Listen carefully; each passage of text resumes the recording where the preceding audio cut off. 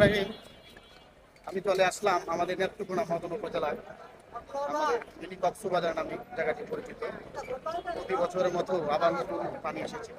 একটু জায়গাটি ঘুরিয়ে দেখান তো। খুব সুন্দর একটি জায়গা।